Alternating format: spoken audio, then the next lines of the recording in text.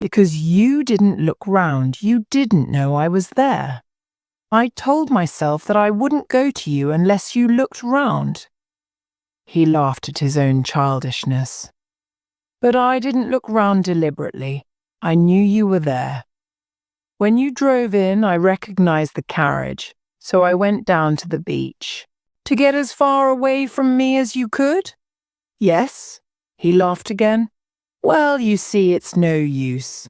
My business in Boston was simply to find you. Come on, let's go to lunch. At the restaurant, they talked and were silent.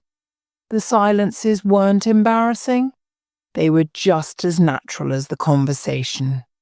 She told him what she'd been doing in the 18 months since they'd last met. I was so glad to come home to my friends and relatives in New York, she said. But after a while, I realized that was too different to feel at home there, so I moved to Washington. I'll probably stay in Washington. You meet a greater variety of people and opinions there. People in New York blindly follow tradition, and the tradition they follow is somebody else's. Do you think Christopher Columbus would have taken all that trouble to cross the Atlantic if he had known that people in America would make a bad copy of European society? She smiled, but Newland felt irritated by her criticism of New York.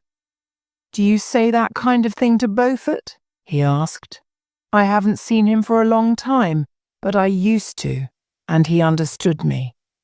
You don't like us, cried Newland, and you like Beaufort because he's European. You think we're boring. Why don't you go back to Europe?